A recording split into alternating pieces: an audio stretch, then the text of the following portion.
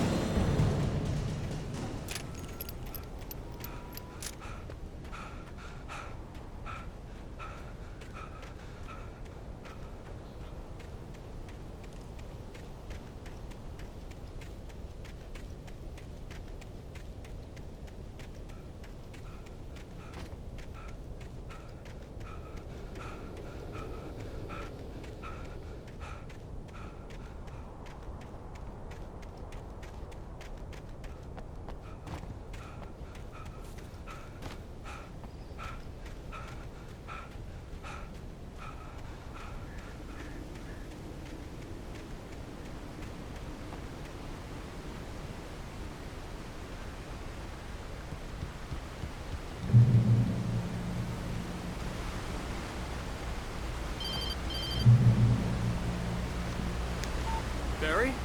Ow! The porch is covered with birds. They've got all Hitchcock on me. Stay out of sight. I'm on my way. Don't open the door. What am I, crazy? Stay hidden. I'll be there soon. Just make sure you keep the lights on.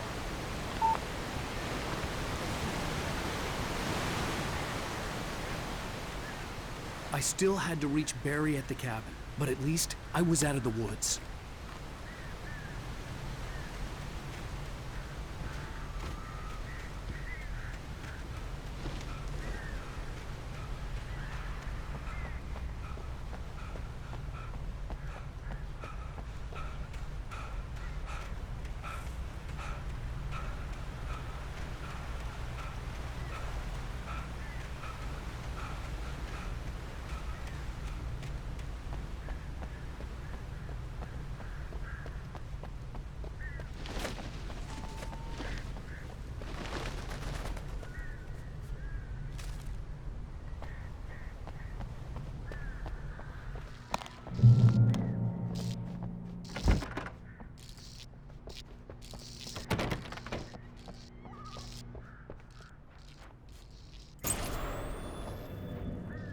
A story is not a machine that does what you tell it. A story is a beast with a life of its own. You can create it, shape it, but as the story grows, it starts wanting things of its own. Change one thing and you set off a chain of events that spreads through the whole thing. The characters have to be true to themselves. The events need to follow a logic that fits the story. A single flaw and the magic is gone. The story dies. Alice dies.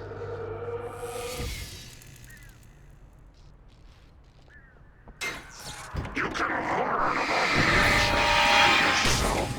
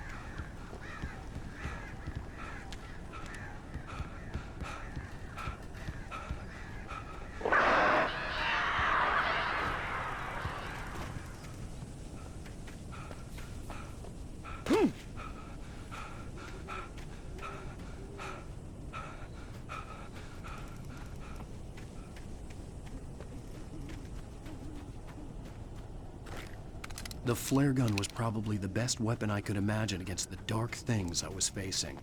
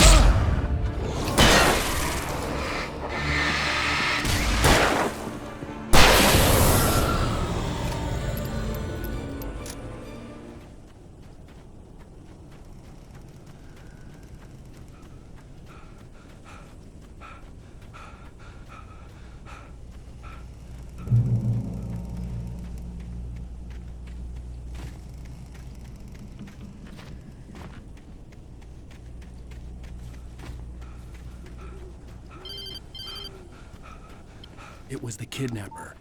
You son of a bitch! Where's my wife? Enough horseplay, Wake. You deliver the manuscript, and you can have your woman back. Simple as that. I don't... Listen. I'm gonna need time to finish it. I still need to write the ending. I need a week.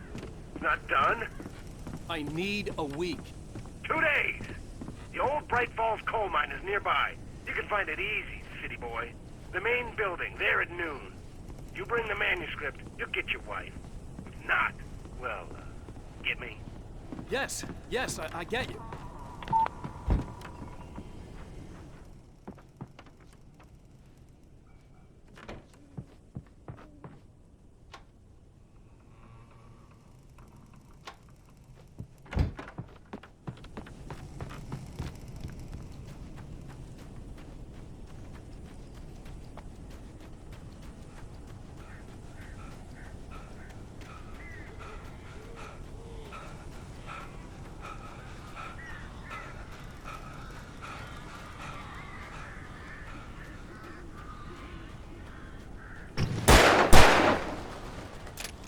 Barry had talked about birds over the phone.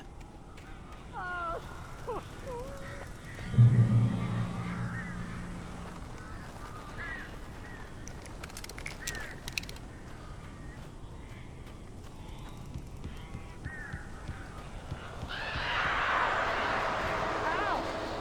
am so glad you're here.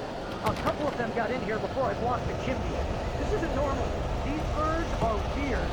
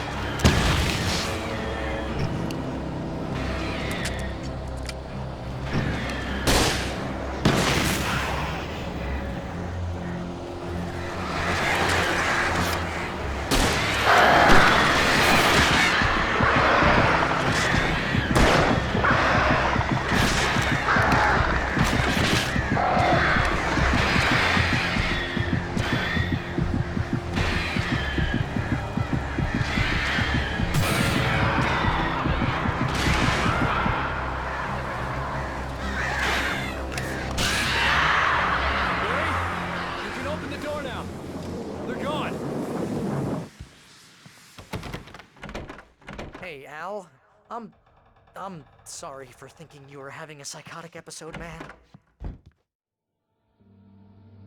I sent Barry to the town to ask around about a man fitting the kidnapper's description. He'd go through the archives of the local paper. Perhaps he could learn something. Anything about the island and the cabin that had disappeared. The man wanted a manuscript. I had to try to write him one to get Alice back.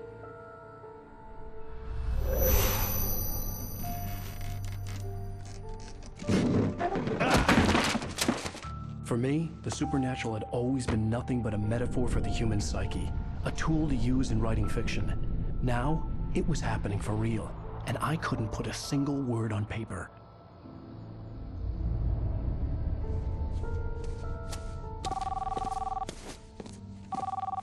Barry Wheeler speaking. This is Rose. Rose? I found Mr. Wake's pages. Oh, you sweet, brilliant girl. Could you and Mr. Wake come get them? I live in the trailer park outside the town. We'll be there in less than an hour. Bye now. See you soon. Have a great day. Hope you come back soon. Welcome to the Oh Dear Diner. Good girl.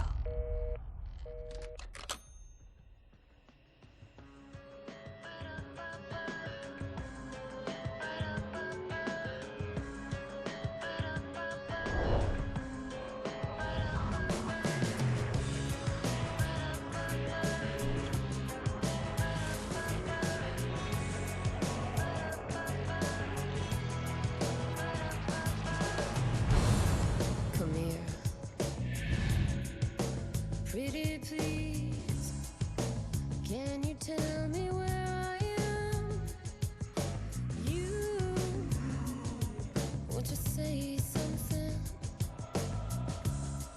I need to get my... Previously on Alan Wake, Alice has been kidnapped.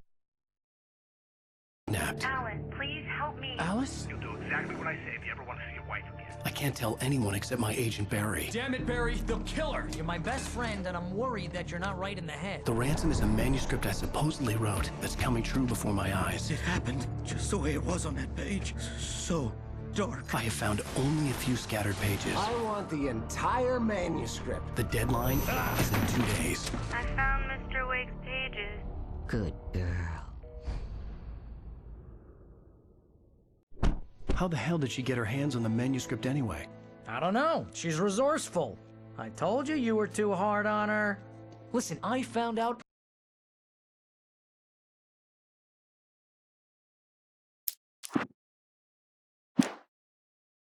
all sorts of interesting stuff while I was digging around. Yeah. Mr. Wake, it's Sheriff Breaker. We have an FBI agent here, Agent Nightingale. FBI? He's anxious to see you. You'd better come to the station. Okay, I'll be right over, Sheriff. Let's make this quick, huh? Help you folks? Name's Randolph. I'm the manager. We're looking for Rose. Works as a waitress down at the diner. Rose, sure. Nice girl. Who wants to know? I'm Alan Wake. The writer, huh? I heard on the radio you were visiting. Well, I'll show you her trailer. That Rose, she's a nice girl. Always pays her rent on time. As I was saying, Al, I found all sorts of weird stuff from the local newspaper's archives. This place is crazy. Disappearances, mysterious deaths, urban legends come true, and, get this, most of this stuff takes place around Cauldron Lake. Well, you ain't wrong, mister. The Indians thought the lake was a doorway to the underworld. I'm the God-fearing type myself. I don't hold with that sort of thing. Yeah, okay. Anyway, there was an island there owned by a guy called Thomas Zane. Now, some of the articles I found about him make him out to be a famous writer, but I ran a bunch of searches, couldn't find a single thing he wrote. Zane was heavily into diving, so much so that the place came to be called Diver's Isle. But the volcano under the lake erupted in 1970, and Zane went down with the island. Yeah, how about that? It was there in the morning, as if it had fallen from the sky. But it would take a tornado to lift something like that. We're damn lucky it didn't crush any of the trailers.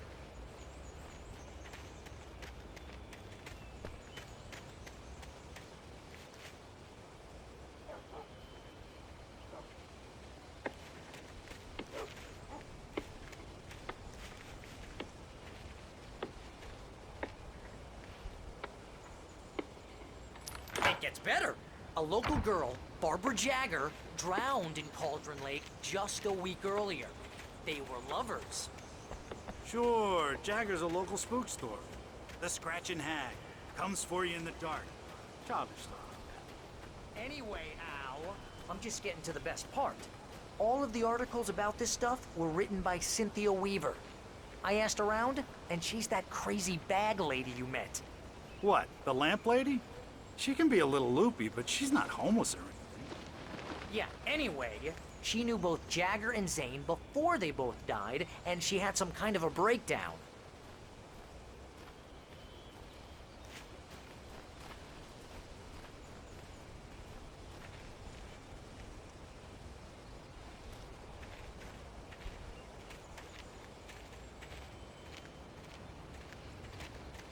Well, mister, this here's Rose's trailer.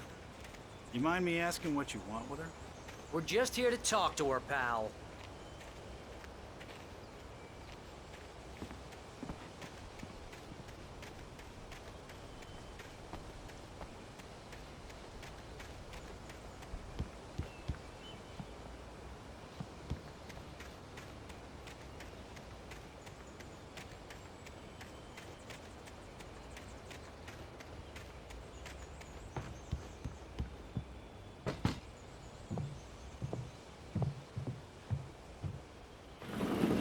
Welcome to...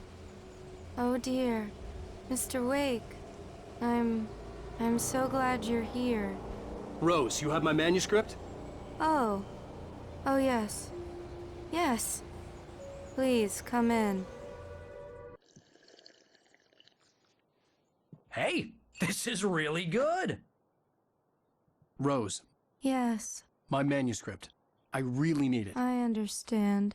I know what you need. A muse to inspire you. Oh, for Barry? She doesn't have anything. Yeah, hey, Al? Al, what's... Oh... Barry! What? What?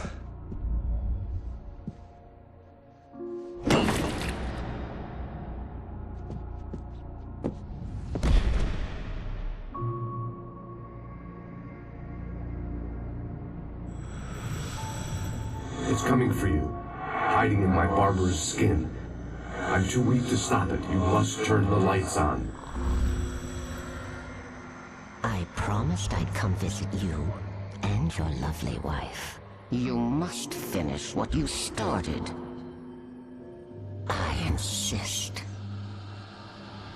You must turn the lights on. Turn the light on. Back to work, boy.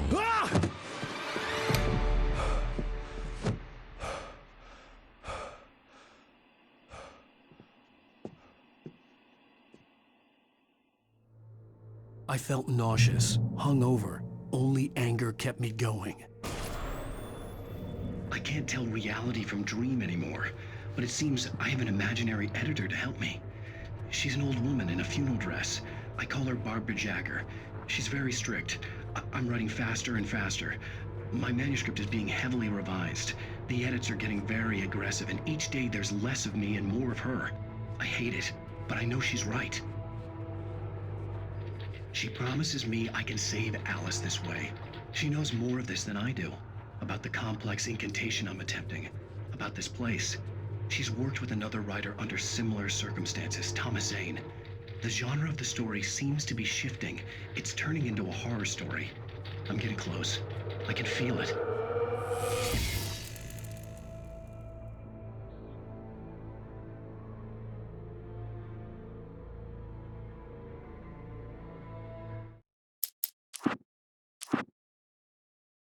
Departure by Alan Wake. The man turned to face me. His face was covered in shadows. It was hard to make him out in the darkness of the forest that surrounded us, but the axe he lifted was plain to see. It glistened with the blood of his victim. He grinned madly. The shadows were alive, distorting his features. It was a scene from a nightmare, but I was awake. The Taken stood before me. It was impossible to focus on it. as if it stood in a blind spot caused by a brain tumor and eye disease. It was bleeding shadows like ink underwater, like a cloud of blood from a shark bite. I was terrified. I squeezed the flashlight like my life depended on it, willing it to stop coming any closer. Suddenly something gave, and the light seemed to shine brighter.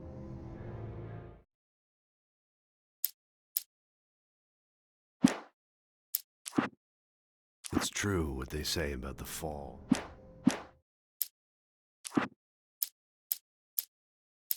I heard them before I saw them, swooping down from the sky and screeching as they came. I spun around just as the cloud was upon me. For an instant, I stared into 100 dead eyes, black pearls glittering in the darkness. I raised the flashlight and the swarm exploded like fireworks. Feathers burned, turned into ash. I couldn't hear my scream above theirs. I stepped into the gas station's garage. It was dark and quiet. The place was a mess. It looked like someone trashed the place or that there'd been some kind of fight. Light spilled into the room through an open door at the back, and I made my way toward it. Without any warning, I was blinded by a bright light. An old portable TV on the shelf had come alive by itself. Impossibly, I could see myself on the screen, talking like a madman. "The cabin on Cauldron Lake?" she asked. The sheriff looked at me suspiciously. The early morning light flooded through the office windows. I would probably never have gotten out of the woods alive without her help, but I couldn't tell her the truth of what I'd faced the previous night. She'd think I was lying or crazy. She'd lock me up, and she wouldn't help me find Alice.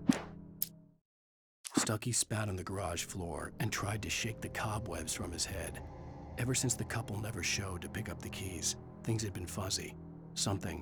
A feeling caught his attention. Stucky looked up and stared as his brain tried in vain to process the horror before him. He stumbled back, knocking over a can of oil. A black pool spread across the floor while he struggled for a brief moment, then let go as the unrelenting darkness engulfed him. Barry Wheeler was bouncing off the walls. He jumped on a plane after his calls were ignored by both Al and Alice for several days. It could mean that they were both on a second honeymoon, but Barry didn't buy it. Al had been way too unstable for that, not sleeping, messed up. Barry had years of experience dealing with Alan Wake, and he couldn't ignore it. Something was wrong.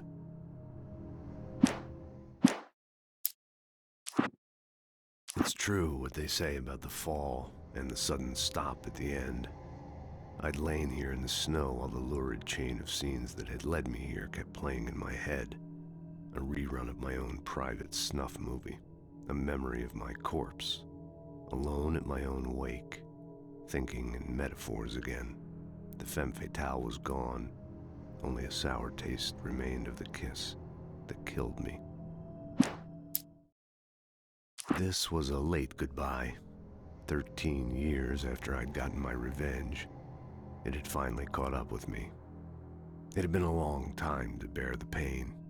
My blood painted the snow red. A gruesome slushy dissolved all the scattered painkillers and leisurely dripped down to the sewer, mingling with the bile of the city, becoming one with it. I can see them now, my wife and my baby. Honey, I'm home. In spite of its human mask, to describe the dark presence as intelligent would have implied human qualities on something decidedly inhuman. Nonetheless, it found the one spot in the diner that was dark enough. Some light spilled into the corridor, ravaging it, but it took the pain. Horrible as it was, the writer would soon fix that. He would be coming to the one place where it still had power.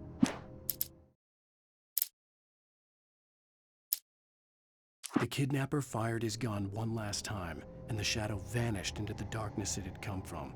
See? Nothing to it, Wake. The thought of Alice in his hands was revolting. We stood on the wooden platform of Lover's Peak, the waterfall on the mountain behind us, the lights of the radio mast blinking red in the heights above. I fought with the urge to take a swing, force myself to speak. Let's cut the act now. Where's my wife? Alice looked through the viewfinder, lining up the shot. Cauldron Lake was breathtaking. Something caught her eye. A figure standing in the shadows behind the cabin, like a thin woman in a black dress. She lowered the camera and looked again. No one there. just a collection of bushes that looked vaguely human-shaped. She shook her head and laughed. Barry had never gotten along with Alice, but he knew Alan loved her with an almost frightening intensity. And now something had happened to Alice. And here was Al armed with a gun and saying things people got put in padded cells for. It was as if his friend had experienced a massive psychotic episode and was now totally disconnected from reality. It scared the shit out of Barry. The air in the visitor center was heavy with an awful smell, as if some rotten drowned thing had crawled up from its grave. Rusty kept coughing blood. My eyes were drawn to the twisted shape of his broken leg. The attack had been vicious. Max whined in his cage. Rusty's eyes were wild with fear and terror. He gasped. "Mr. Wake, it happened just the way it was on that page." The visitor center was sturdy, but the impact turned the front of the building into splinters. Rusty was thrown across the lobby like a rag doll and hit the far wall hard. It didn't hurt until he tried to move and saw his leg bend the wrong way, felt the broken rib stabbing him on the inside. Rusty howled in pain and fear, suddenly afraid to die alone. At the last instant, I changed direction and threw myself down. The axe splintered the trunk of a tree. I stumbled into the pool of bright light. My lungs burned. I was too exhausted to move. I tensed as I waited for the killing blow, but it never came. I raised my head. Nothing moved in the darkness beyond. For the moment, bathed in the cold light, I was safe. In that last instant of consciousness, Rusty thought about Rose. He was older than she was. Rose was barely out of her teens, but she made him feel young and forget what a train wreck his long-dead marriage had been. He still wore the ring. He'd been waiting for her to tell him to take it off. Now she never would. I turned the corner, afraid of what the flashlight's beam might reveal. Suddenly, a roughly painted symbol of a torch glowed in the light. Behind it, hidden by a rock, sat a battered metal trunk. It was here for a reason, packed with supplies, batteries, flares, ammo, things you need to make it through the darkness of the night. Something left behind by someone who knew what I knew, and more.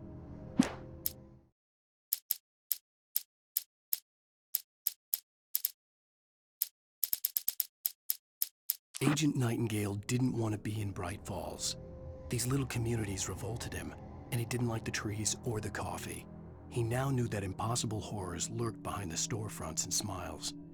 He desperately wanted to turn the car around and just drive until he passed out or ran out of road and booze. But he had a job to do. He had a rider to catch, at any cost. On more than one occasion, Alice had tried to explain to me how it felt to be afraid of the dark. To her, darkness wasn't simply the absence of light, but something more tangible than that. It was something you could touch and feel. Worse than that, it was something with a mind of its own, something malicious and malign.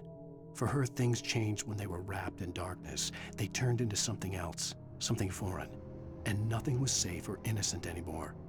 I'd never really understood what she meant, until now.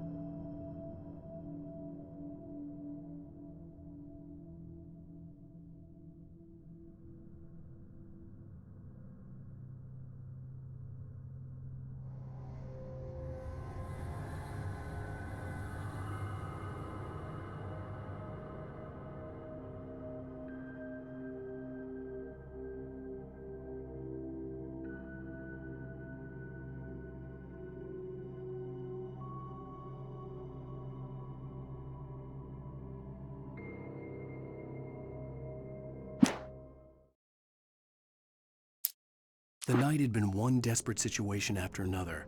I was exhausted, and my body felt as though it had been chewed up and spat out.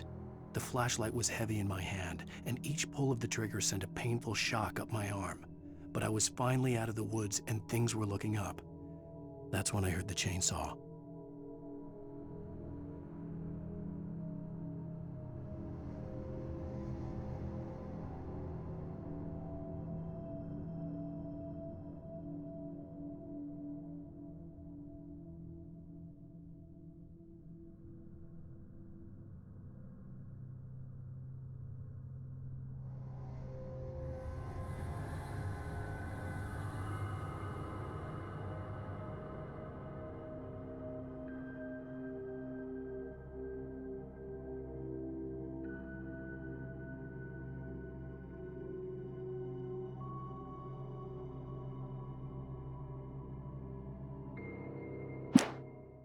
When Barry saw the darkness attack the visitor center, it made him a believer.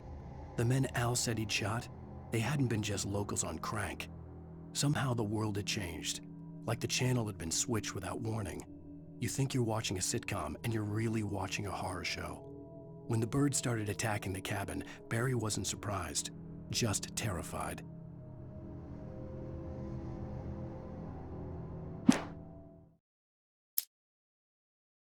The FBI agent's command froze me in place.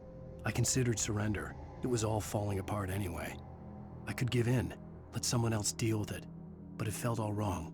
Call it instinct, his posture, the way he held the gun. He was no friend. Shots ringing in my ears, I leaped for the hole in the fence and stumbled into the darkness beyond.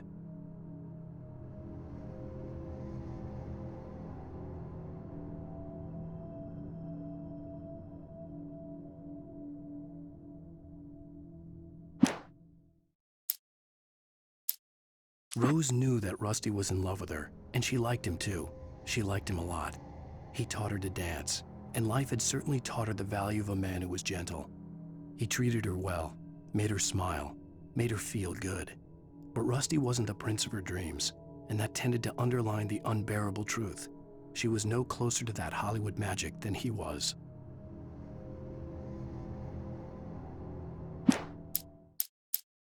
The logging site was a mess. The modular office had been pushed off the cliff.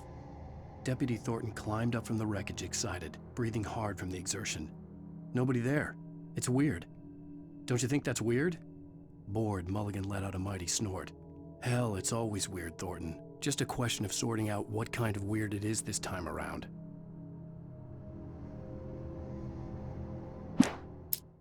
Shadows stirred and the wind picked up as I ran through the forest. I felt the dark presence turning its gaze toward me. Then the moonlight was blotted out by dark shadows that raced violently across the ground, moving too swiftly to be natural. Darkness gathered between the trees and melted again to reveal the Taken. No natural path had brought them here.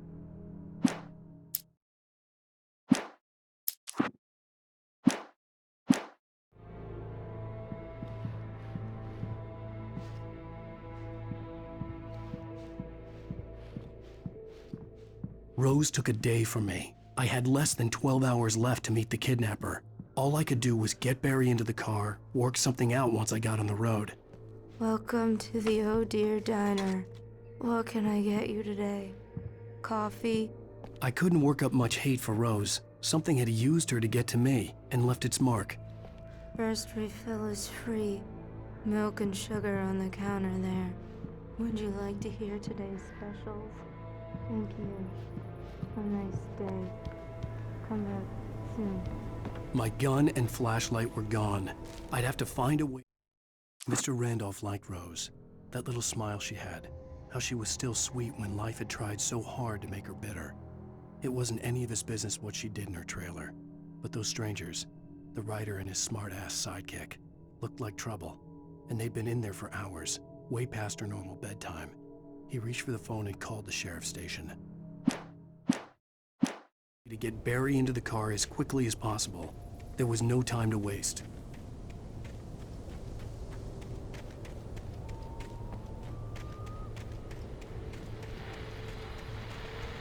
I just stepped outside to catch a breath of fresh air. Let me tell you, the weather's getting heavy. Nights like this make me especially glad I'm here talking to you and not home in bed. Once the weather takes a turn like this, I can't sleep at all. It's all tangled bed sheets and dark thoughts, punctuated by the occasional plunge into nightmare. Is it just me? Well, perhaps it is.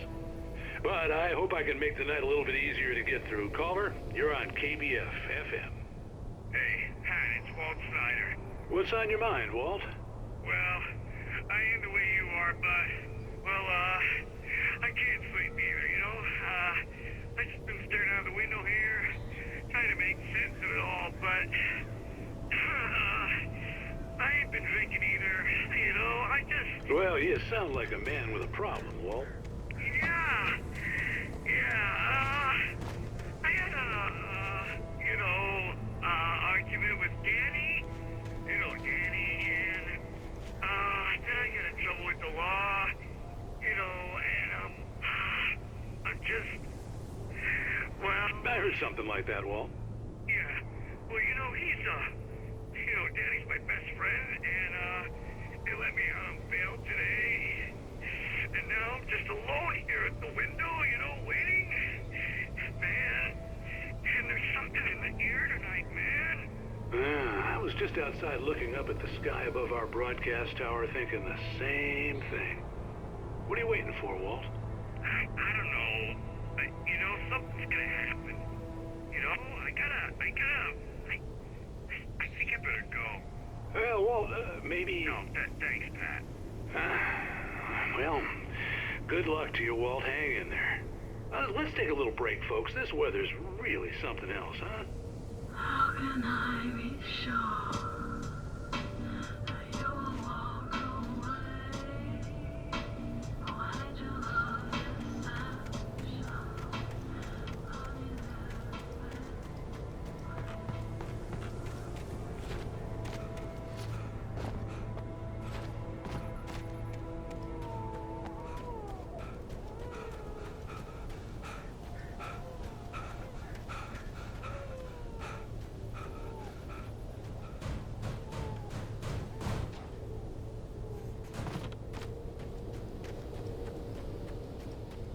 Oh, you're gonna get it now. God knows what you've done to that poor girl. This is Agent Nightingale, FBI! Get him up, Hemingway! You're under arrest! You move a muscle, I'll unload right in your goddamn face! Stay right where you are, Spillane!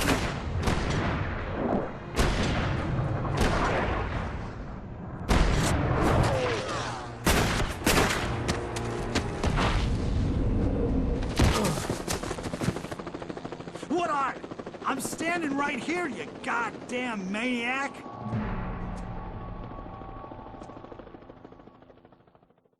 I hated to leave Barry behind, but there was no way I'd miss my appointment with the kidnapper.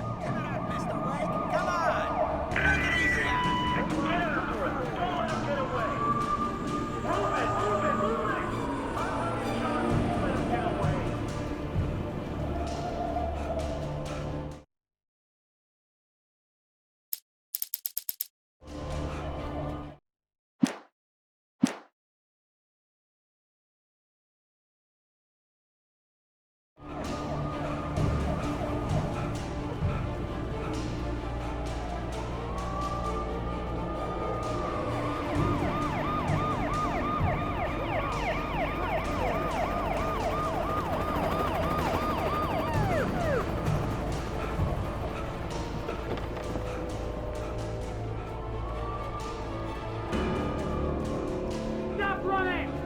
There he goes! Okay, Ben. Keep your eyes peeled. He's gonna try to make it through here.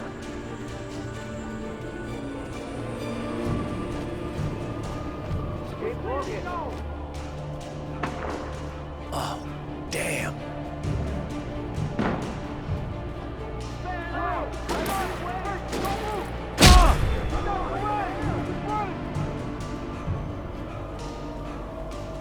God damn it! Where did he go? Slipped away.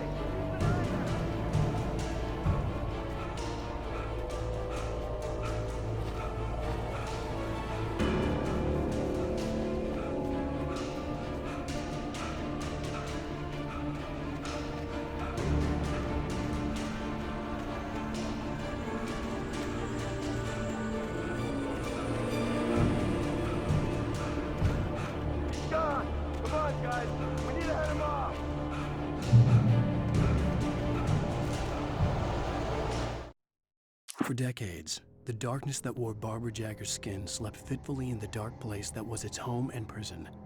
It was hungry and in pain. It dreamed of its nights of glory when the poet's writing had called it from the depths and given it a brief, terrible taste of power and freedom. The rock stars had stirred it from the deep sleep the poet had sunk it back to in the end. When it sensed the writer on the ferry, it opened its eyes.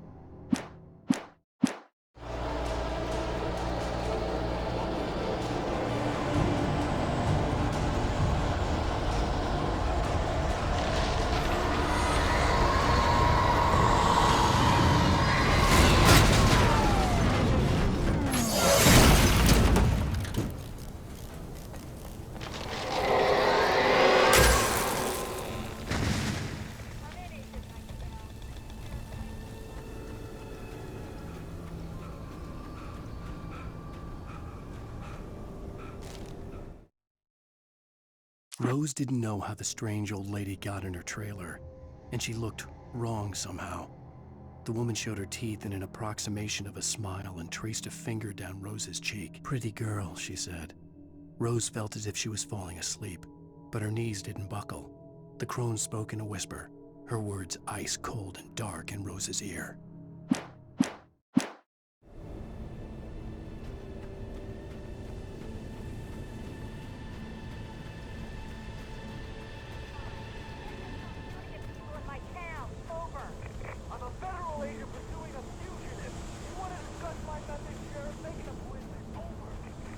Right where you are, Agent Nightingale. I'm on my way. Out.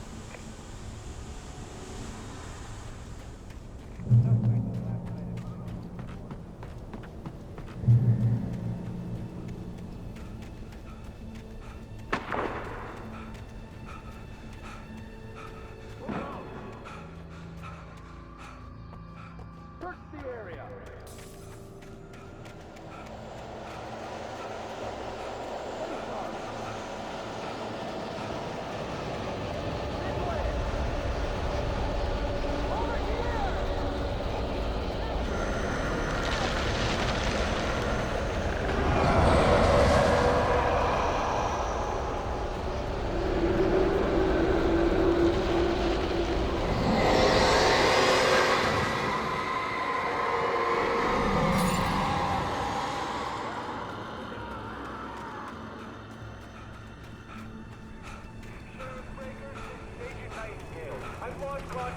This horror was everywhere I went, circling me.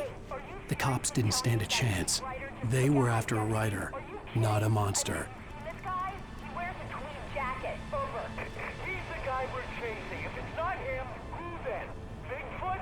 Over. I don't know yet, but I'm not in the habit of jumping to conclusions. That tends to come back and bite you in the ass.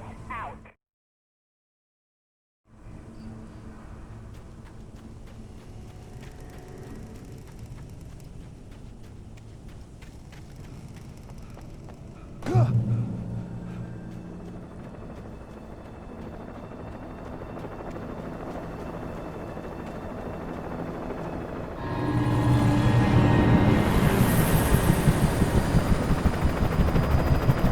You on the ground. Hold it right there. There's nowhere to run. Freeze!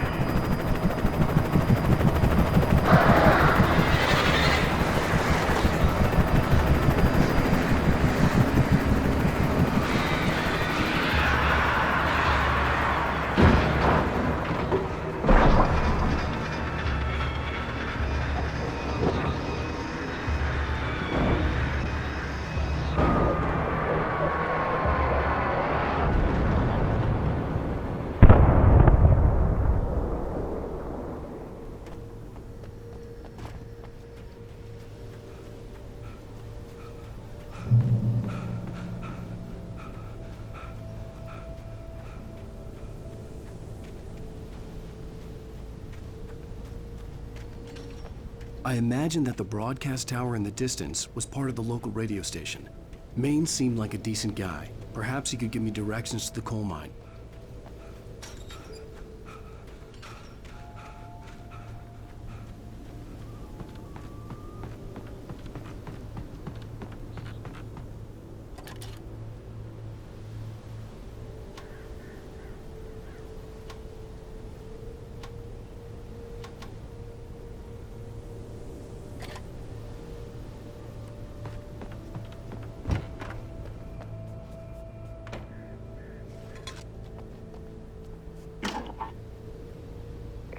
This is James. Mulligan, Thornton, come in. Over. Thornton here. James, we got both Wheeler and Rose in custody. They didn't put up a fight or anything. Why, they were... Hey, what you... Come on! Sit down and give me that. James, Mulligan here. Over. Go ahead, Mulligan. Over. We got Wheeler and Rose here. Wheeler's drunk or hopped up on something. Speaking of which, that Fed had a pretty distinctive whiff of Otis Scotch about him, if you know what I mean. Over. I don't have anything on that, Deputy Mulligan. Over. Well, whatever. Anyway, Rose is just being plain weird here. You better get Doc in and take a look at both. Over. Gotcha. You better get them here quickly. The, Fed's gonna want to interview Wheeler. Over. Oh, yeah, I'll bet he does. Looks like they have a lot in common. Mulligan out.